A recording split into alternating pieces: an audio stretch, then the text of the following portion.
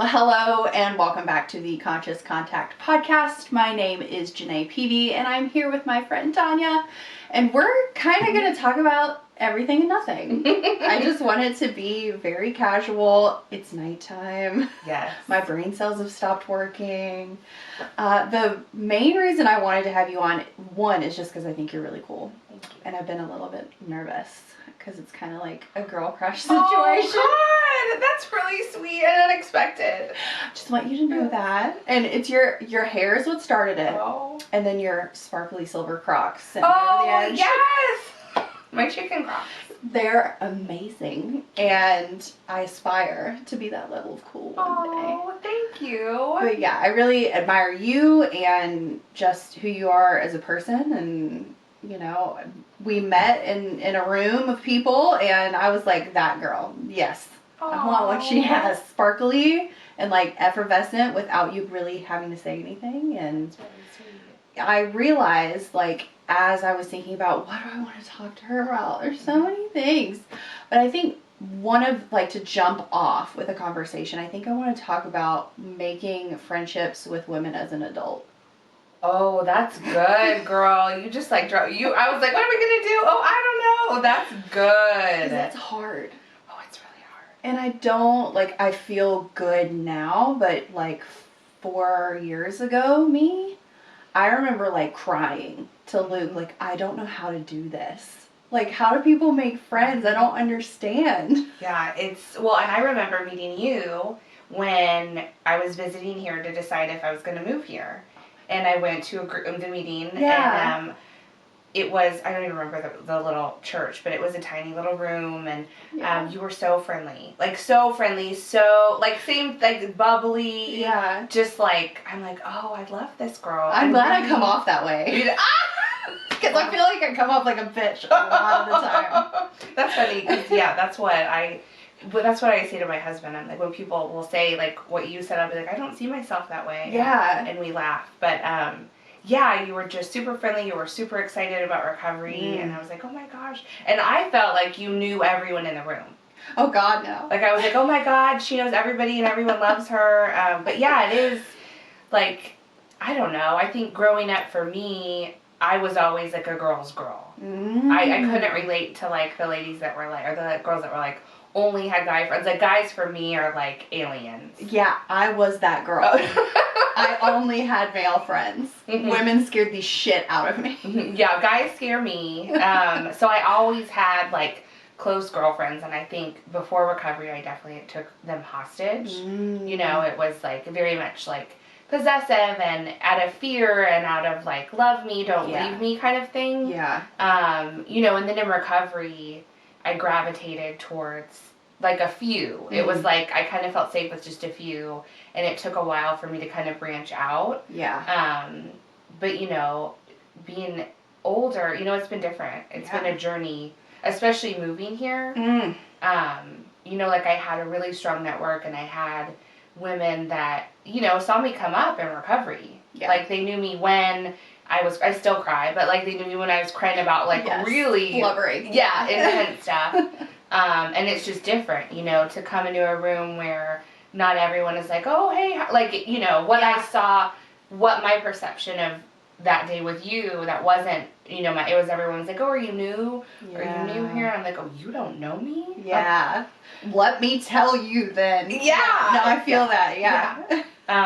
But it was a journey, and, like, COVID happened. Ugh, yeah. You know, and I do have kids. I feel like that is a little bit of, like, a crutch because it makes it easier as far as, like, kids, friends, moms. Yeah, there's, like, that connection. Now, don't get me wrong, not everyone clicks. Yeah.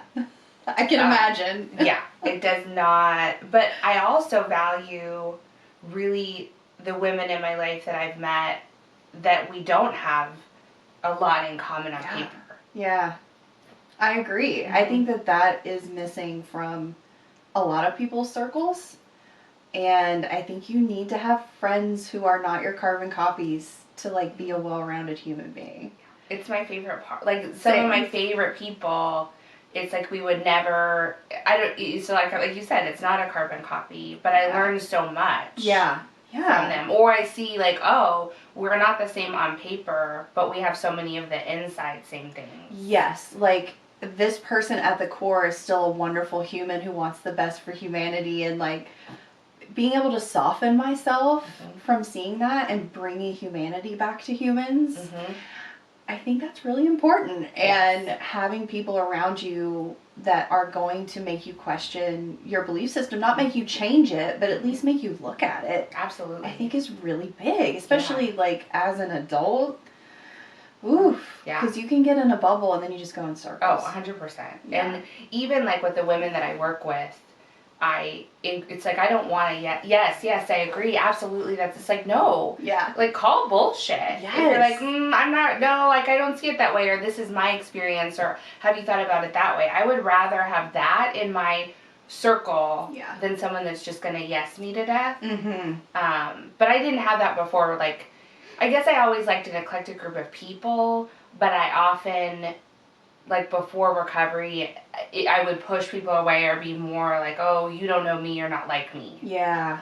Yeah, because it's a safety thing. I totally get that, and I was the same way. I mean, I could only hang out with other alcoholics lest I feel less than. Absolutely. Or they call me out of my bullshit. Yep. So even just on that, like, that cut out most of the people that I had hung out with earlier than that. And you know, I think it is even harder making friends once you get in recovery, because then where are you going to go? Like, that was my thought process. Like, I can't just go to a bar anymore and talk to the girl next to me. Like, what the fuck am I going to do? I'm going to go bowling?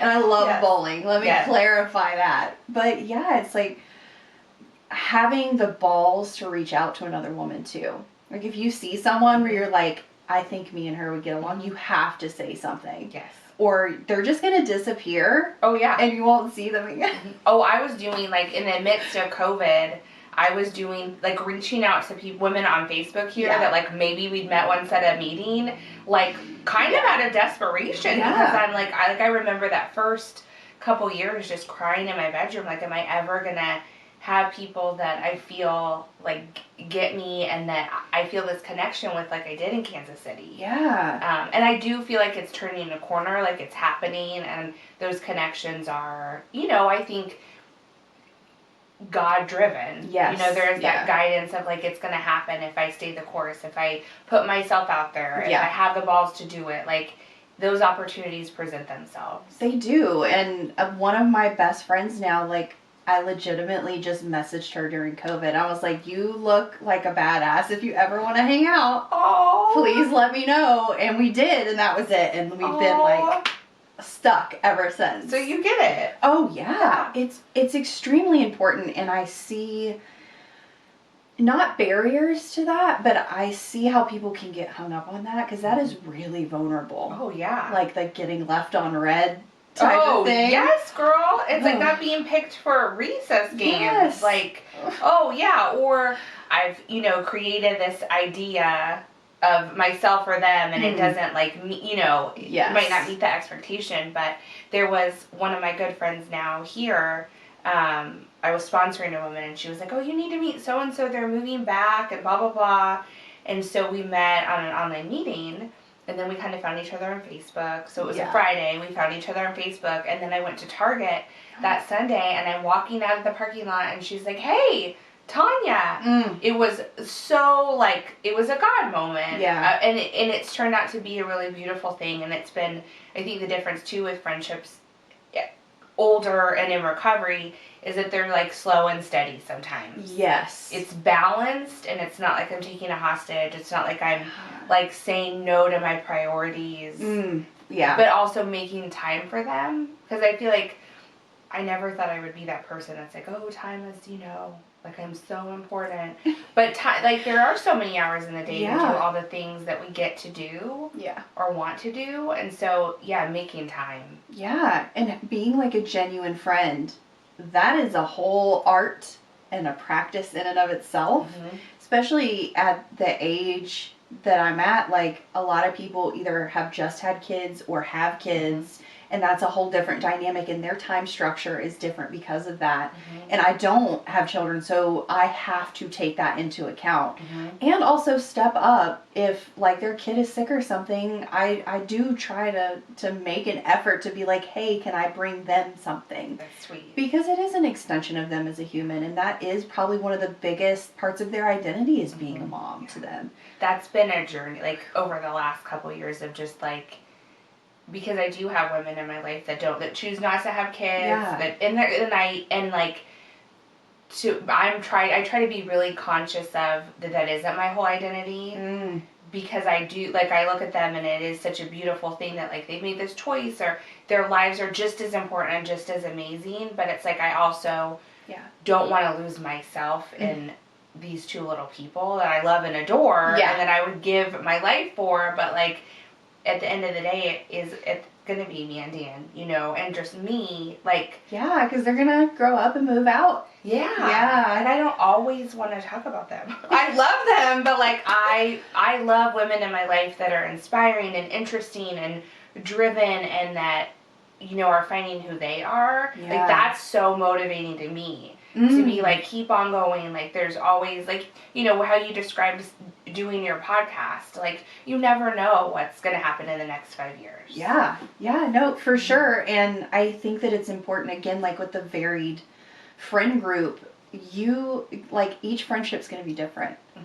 And me as, like, a sober woman, the bonding process is difficult because my ego is, like, real on show, and I don't really know how to put it other than, like, I used to be able to make friends with anybody, and we had a couple shots and we're off to the races. You're my best friend, and that's it, and we're good, and we never have to talk about it again. But now it's like I can't be crazy, you know. Like, I can't just, like, you know, sink my nails into someone. What you're talking about, take a hostage and make them my whole personality. It is a really hard balance, and I don't hear a lot of people talk about that, because you do want to make those deep connections, and you do want to have deep conversations, but you have to give space for that other human to be their own human, and do their own shit, and have their own preferences, and cancel on you or not cancel on you. That is a big adjustment. Or do something with someone else and not invite me. I still get 13-year-old FOMO where I'm like, are they allowed? Like, I guess that, like, you know, I talked to my sponsor about it, I talked to my therapist about it, I talked to my husband about it, you know, and I worked through it. But the difference is today I don't, like, act on it. You know, sometimes I have those feelings or I have those insecurities, and then I have people in my life that will help check myself. So it's like, no, this is not, like, we're adults. They're not breaking up with you. It's fine. No, I totally get that. And old me would have been like, go fuck yourself. I see you're hanging out with so-and-so. I am so glad, like, social media and all that stuff was not, I mean, there would have been a lot of unfriending, friending, drama posts. Blocking, and I feel so sad for this, like, next generation, or even just the one right behind me. Like, I don't know how you have a healthy relationship with anyone if that is your main source of communication. It's so different. It's scary. Honestly. Like, you have kids. Is there, like, have you had to deal with controlling that already? They had Kids Messenger for a minute, and he's 9, and he would call and play video games with kids, his friends, but they don't know, like, they haven't practiced social cues and whatnot, so they're all screaming over each other. But there were some misunderstandings, and there were some chat things of, like, I'm mad at you and this and that, and it was keeping him up one night. And then I said, you know, like, I read this thing about just giving them a safe bubble and a safe space, and I'm like, there's a lot of years where you're going to have this and do this, and I know maybe a part of me is supposed to start teaching him the tools to deal with it, but I'm like, let's just pass it for now. Like, this is your safe zone, this is your bubble where, like, all of that stuff should not infiltrate your mind and your heart here. Because, you know, like, growing up, we would have a beef or something at school or drama with a note, but, like, I came home and I could exhale, and it wasn't coming in at me. So that's kind of what we've done until we can navigate a different path. But you know, and he'll watch YouTube and stuff like that, but But I know it's different. coming. Yeah. It's coming. That is so tricky. And yeah, it's like you didn't have that in your face all the time. You didn't have the ability to look at what someone was doing if you were in a fight with them. Oh, I would have. You know? Oh. I know. My little heart was already broken, and I didn't really know anything. No, you know? My head did enough imagining. Yes. But the time and all that, like, so I don't know. Part of what I like being here is that they're outside more. Yeah. And there's more to do, which is nice. It's good for me, too, because left to my own devices, I would not Oh, yeah. venture out. Same. But it's good for me. Yeah. So. And where did you move here from again? Kansas City. Kansas City? But I grew up in California and then lived in Kansas City for like 20 some odd years and then now here. So. And did you move here for a job? Yeah. How was that transition? Because that is three very different cultures. Very different. I mean, growing up, like all of my friends in elementary school were, you know, Hispanic, Asian, Black. Like I was like one of just a few, and I'm a half Mexican, but people, you know, perceive me as white. So it was, and then Kansas, when I moved there at 13, it was like very Midwest, I didn't even know that many white people could be in one place. I was like, what is happening? It was so different. Yeah. You know, and like, it just it wasn't California. You know, I don't have any family there. My husband's family is there and we do miss them, but this is a whole new adventure too. Yeah. Like moving here and learning about like the history of the civil rights. Yeah. The protests and all the things happening, and like that's really important. Like for, you know, we talk about it at home and they talk about it in school, and like there's ladies that I work with that their family is from here and they remember, you know, a different time. Yeah. I think it's important that we talk about it. But. Yeah. Yeah. And I had a similar experience, like, and people are shocked sometimes when I say this. I was born in Alabama and I went to multiple different grades, but mostly, like, all of my elementary and middle school was there. And then part of my high school, I moved around a lot in high school. I was one of many in like a majority white school for elementary and middle, and then I went to high school in like center of downtown, kind of Montgomery area, and then I was the minority.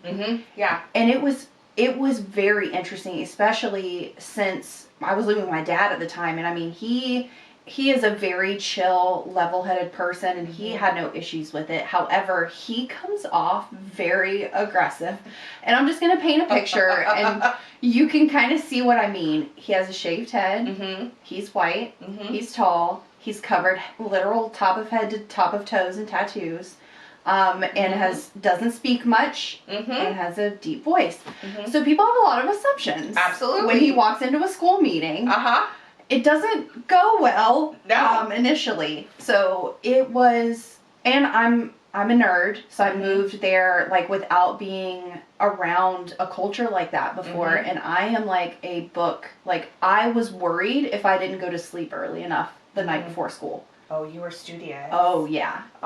So I go there, and most of school was about the social construct. And I already felt like an alien. Yeah. And it was really, and I had my hair was like dyed bright anime blue. And oh my gosh.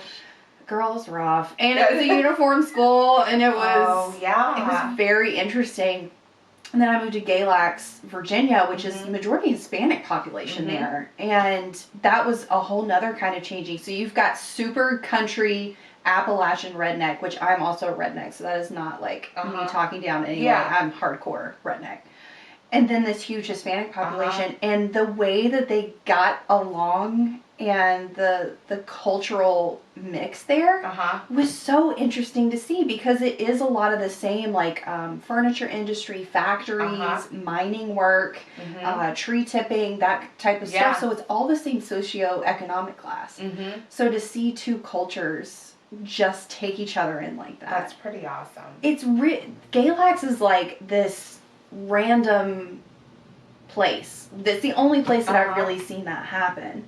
And then you've got, like, you know, a couple minutes down the road, Floyd, Virginia. I don't know if you've heard of them. Oh, I've wanted to go there. It's amazing. It's like this hippie commune plunked down in the middle of the mountains. Sorry. It's so random. Oh, I've a couple of the girls that I work with love going there and go. hiking. They're like, oh my God, there's like vegan food. And I want to go really bad. It's so crazy. And it's legitimately, these two places are in the top, in the middle of the mountains in Virginia. Oh, wow. It makes no sense, and it shouldn't work. No. And it does.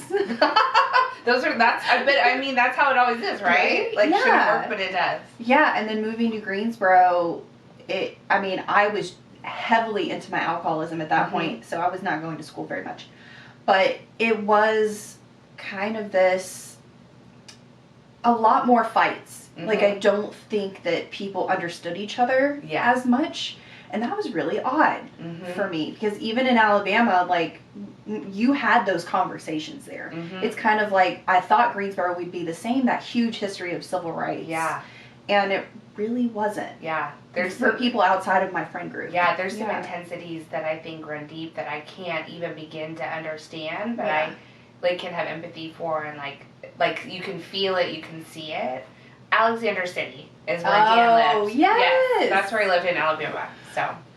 Yeah, it's the cultural differences throughout the United States. I mean, you don't even have to go to other countries to kind of, like, look at this patchwork and wonder, like, how does this all work? Like, that's the reason everybody started making their own states, obviously. But to be able to find common ground with anyone now, I feel like one has to happen in person, face to face.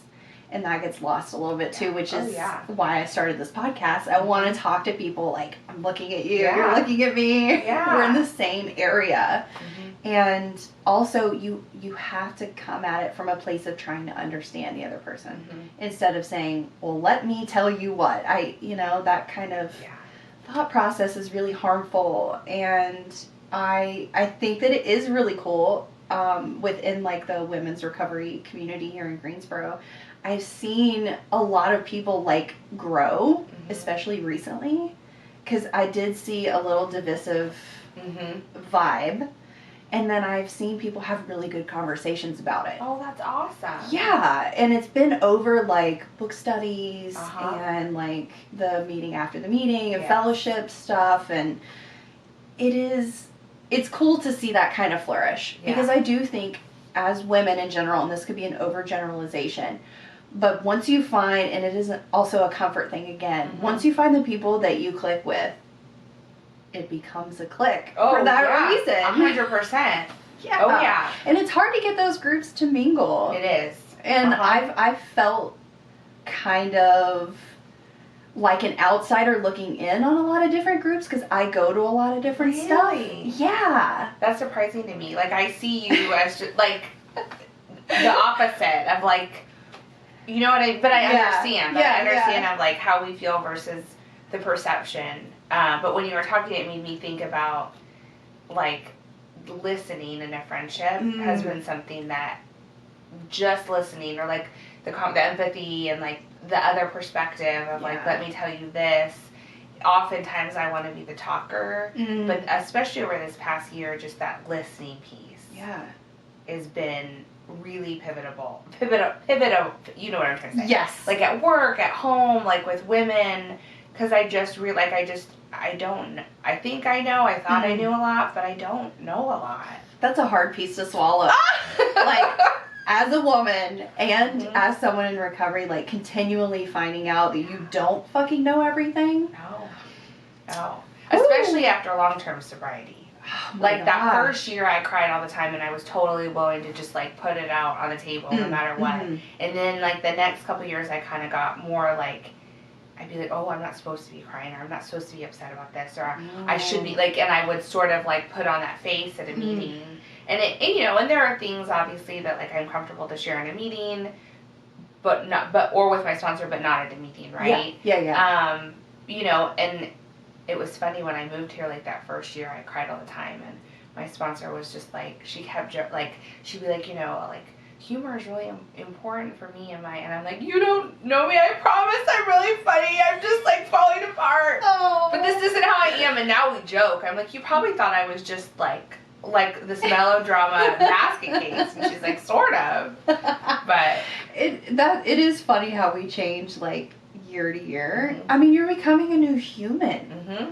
That's hard. Mm-hmm. And then you add a move on top of that. Like, I have not moved in sobriety, and I do have one on the horizon at the end of the year, Mm-hmm. hopefully. I'll still be living 90% of my life in Greensboro because it's a tiny town in the middle of nowhere. How far is it? It's about, it depends. The new highway's open now. Okay. It's about 40-ish minutes from here. It's in Eden, North Carolina. Okay. Uh-huh. And I'll still be coming here for a lot of my meetings, but I am going to have to connect with recovery there. Yeah. And there's not much. I've put out the feelers, and there's not much. So that might be an instance where I need to be the change. I might need to start something or find a community center and ask them if they would host meetings. Because I think a lot of people drive into Reedsville, which is like 15, 20 minutes from Eden, closer to Greensboro here. And like, I'm already like a little pins and needles. Are you? About that, like prickly, just because it's comfort, man. It's fear of the unknown, and I know that, and I know it's gonna be fine, but it is a huge adjustment. And I like applaud you for jumping right in.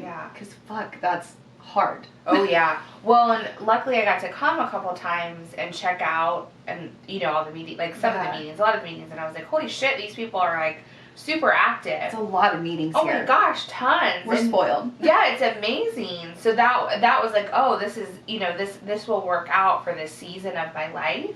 But I think also like for your season of your life, like maybe you never, that's a brave thing, and it's a beautiful thing to think like all the things that you're creating there, but also that you can step out of fear and say, I can be the change, or I can help to start something, because the women will come. Yes. They will. Yeah. If you build it, they will come. Absolutely. I mean, that is my experience with alcoholics in meetings. I mean, because the people that need it, and we will seek it out. Absolutely. And create it if it's not there. And, I think that's why Greensboro has so many meetings, is because people were like, well, I want this particular type of meeting.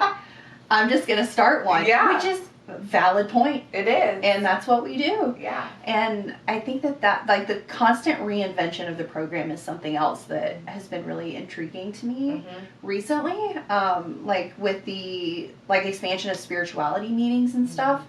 That stuff that, like that just wasn't on my radar when I first came in. One, I don't think I could have done it then. I would have used it as an easy out to not have a higher power. Because I'm a shithead like that. I went to that atheist, agnostics, freethinkers meeting. Oh, I haven't been to that one yet. It was good, but not for someone like 3 weeks into recovery. Yeah. I could go back now and it would be fine, but I was already an atheist. Oh, yeah. And they were saying everything I wanted to hear. And they were giving out a lot of start over chips. And I was like, oh shit, maybe I don't need to, this isn't for me right now. Yeah, exactly. And being able to grow in recovery, that to me, that's the only way you stay in. Like if I am not growing in some way, I'm fucked. Like I realized that really early on, because I got comfortable like pretty soon after the crying stopped. Yeah. I was like, ooh, life is good. I know how to live. I know how to talk to people. I'm not running away. Yeah, the intense pain diminishes. And I think, early on, like someone said, you're moving away from alcohol, but what are you moving towards? Ooh. And it's like, usually the answer for me is spiritual growth. And then I think it was 2 or 3 years in, my sponsor pulled me aside, and he was like, she had a male sponsor, and he was like, you don't see a lot of, like, I think it was probably 2 years, because you don't see a lot of 2-year chips up there on the board, because we would put everyone's name and anniversary and year. And he's like, this is where the rose-colored glasses and all that, like, come off or on, I can't remember, but, like, stick around. Yes. And it kind of, at first, I was like, oh, what? fuck. Like, what? And then I was like, oh, yeah, oh, fuck. But I understand, you know, the pain lessons. Yeah. People get off your back. Yeah. Yeah. They're like, I got this. Mm-hmm. And that is a nasty thought. Mm-hmm. Like, ugh, I don't even want to think about that, because the second I think I got this, I'm back out there. Absolutely. And that, it's hard to, like, articulate that. Mm-hmm. And it's hard to like, show someone else who you know is in that same spot, like, go to a meeting. Mm-hmm. Like, got your fucking sponsor. Please, God. You know, because, you know, my people in my life that are close, it's like, oh, I don't want to take their inventory, but it's like, but I also want to be that honest person in recovery to hold the people I love accountable, because I want to be held accountable. And, you know, when I moved here as well, I had a lady that went to my old group, and she actually passed away this last year, but she pulled me aside and she said, you know, when I moved from Omaha to Kansas City, or from Kansas City to Omaha for a big job, you know, I had a lot of years sober, and I got too big for my britches, and I didn't go to meetings, and I got busy with the kids and all these things, and I relapsed, and I think it was after like 15 or 16 years. It was a long time. Yeah. And she's like, you know, be active. And then when I came here and I met my sponsor, similar thing. She had moved for a job. She had long-term sobriety, and she was like, you know, treat this like you're a newcomer. Yeah. And that was really good advice for me. Yeah, I wake up every day, and that's like one of the first things out of my mouth is, God, thank you for waking me up another day and help me to be teachable today. Yes. Oh, I love that. Because I get in this stubborn toddler mode sometimes. Like, if my schedule gets thrown off by a random act of God or something, you know, I feel like I want to stamp my feet and, like, toss something. Because I get married to the outcome, is what I've heard. Is I know what I want and what I've planned, and this is how it has to happen for this day to go well. But then that leaves you no room for life to come in, and then inevitably something breaks, or we have issues here for some reason. The power will be off. They'll be shredding trees next to the window when I'm recording. Like, things will happen, and then I'm gonna get resentful just because I haven't, like, chilled the fuck out. It's when I get into that control mode, or like looking at the outcome, then, you know, sometimes I can miss those beautiful or happy accidents of like, oh my gosh, you know, because, like, for instance, that day that I saw my friend at Target, she was only at that Target because she had put in her order at the wrong Target.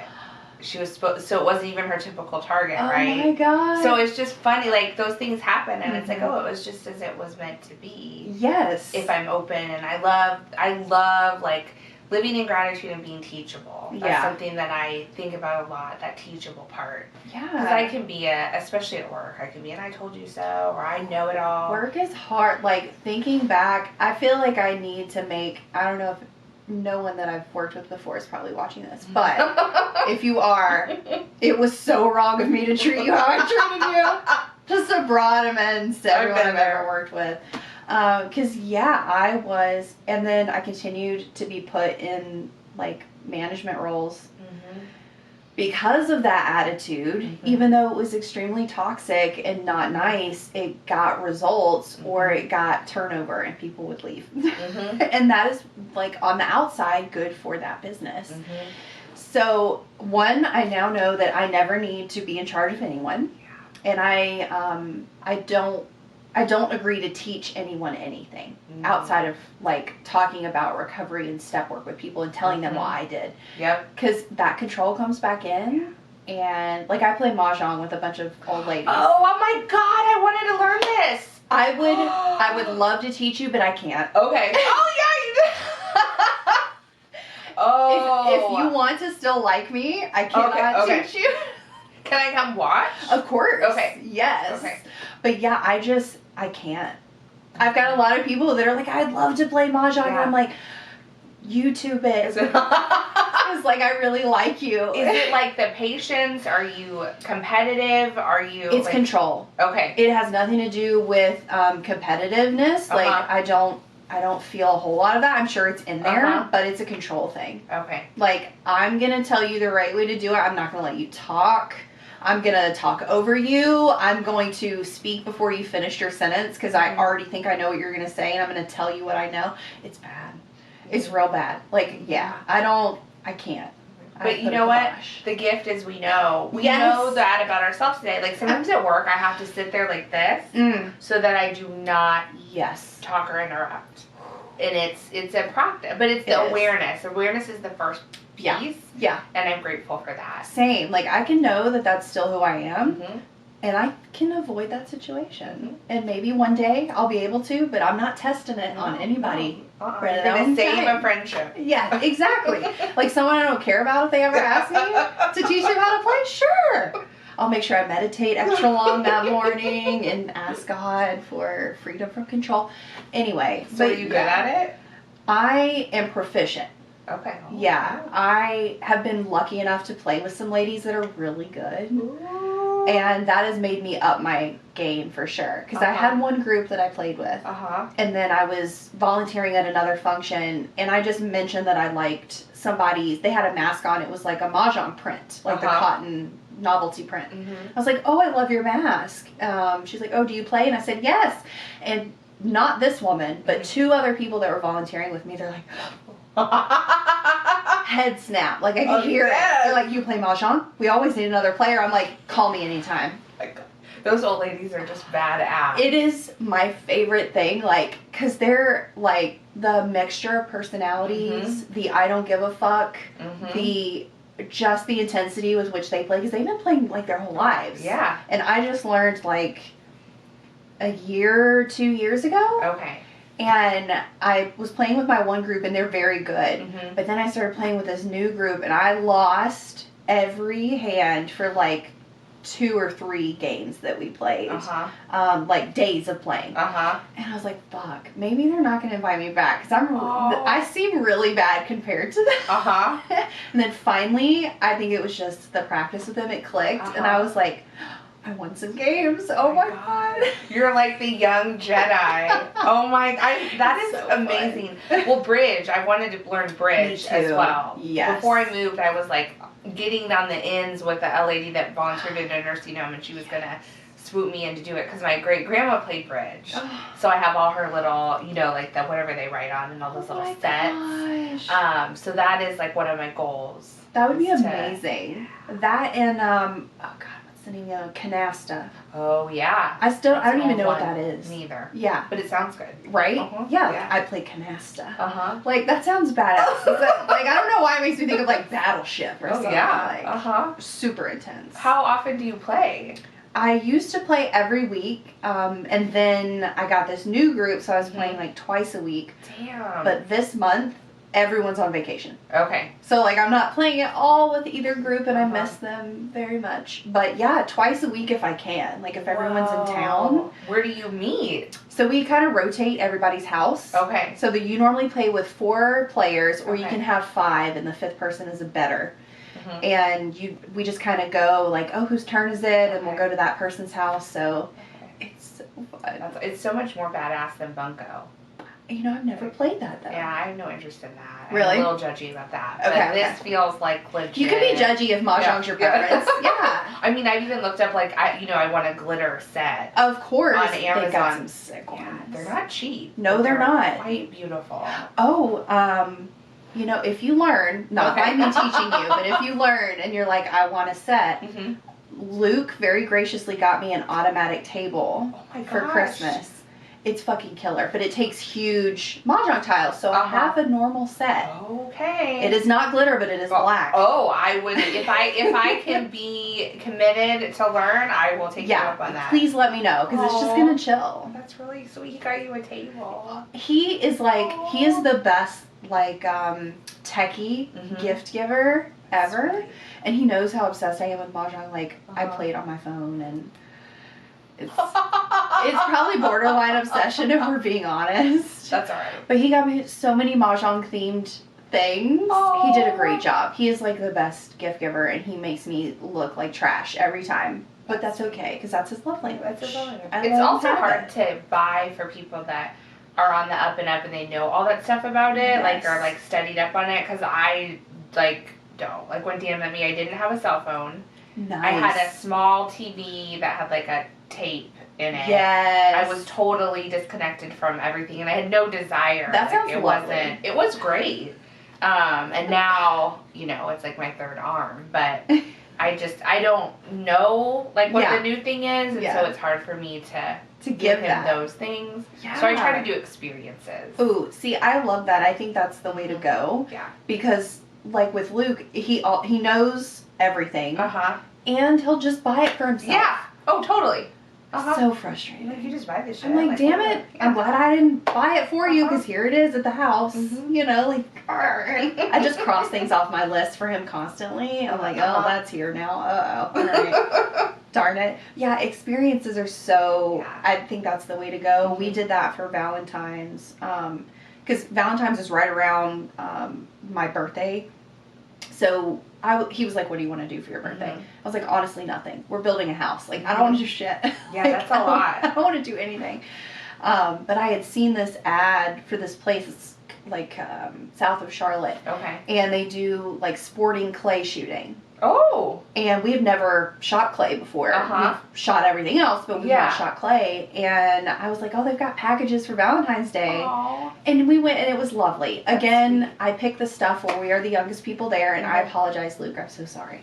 I'm 80 on the inside. There's nothing wrong with it. You're hot on the outside. Well, thank you. Thank you very much. I need to get rid of the ornery piece, and then I'll be okay.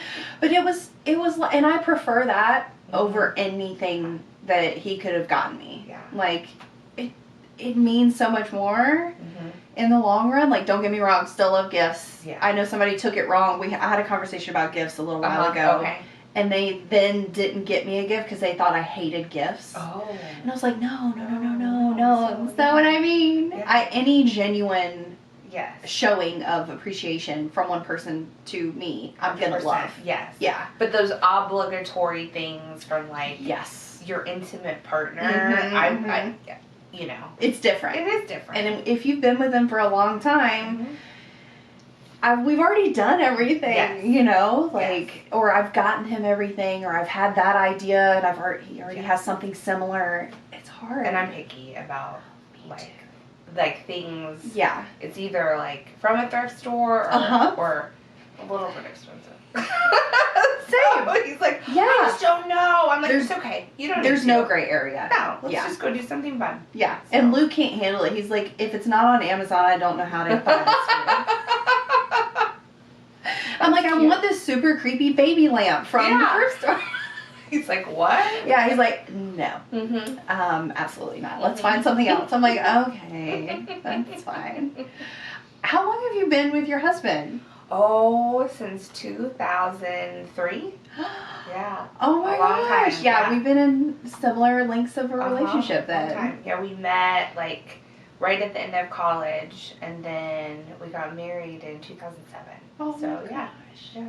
And your kids are so freaking cute. Thank you. Like, thank you. And I mean, they have a badass mom too, so it rubs off on them, obviously. But your kids are so cool. Thank you. And I want to be like them when I grow up. So do I. Like, whoa. They're special little humans that I am just, I mean, I think every parent says that, but I just. No, for real. Thank you. Being a mom is scary and awesome, and I love them to pieces. They're so freaking cool. Thank you. Do they go, like, do you do traditional school with them, or do they go to, like, an outdoor school? Rocco goes to the experiential school downtown, and then London goes to a daycare, so, yeah. Awesome. Somewhat traditional. Yeah, somewhat, but with a little, different. Yeah. I love that. Yeah. Because getting exposed to everything is good. Yes, it is good. All the different schools. Yeah. But no, that's awesome. I am so appreciative of you, like, coming on, because we've only met like a handful of times. Yeah, but it's one of those things. I was so surprised that you asked, but really grateful as well. Yeah, I knew it was going to be a good conversation. Thank you. And this is an excuse to like invite people that I want to get to know better. Yeah, because we're gonna have to hang out again. Exactly. Yeah, we gotta have the podcast follow up. Like, what did you think about after we were done recording? Yeah. How good am I at mahjong now? Yes, I will be checking out on that. Challenge accepted. I love it. Okay, cool. Well, thank you for watching. If you're not watching and you're only hearing us, you're doing it wrong. You need to come to YouTube, Conscious Contact Podcast. Find us over there. And thank you again so much for coming on. And I would love for everyone to leave in the comments, where did you meet your best friend? Because I think that's good info for people. Yeah. Because it could be college, could be at work, could be a bar, could be yoga class, it could be the farmer's market. Maybe that'll give some other ladies some ideas if they were listening and like, oh, I'm in the same place, it's never going to end. It will end. It does. It gets better. Just shit gets persevere. good. Yes, it does. But we'll see you next time. Thanks. Thank you.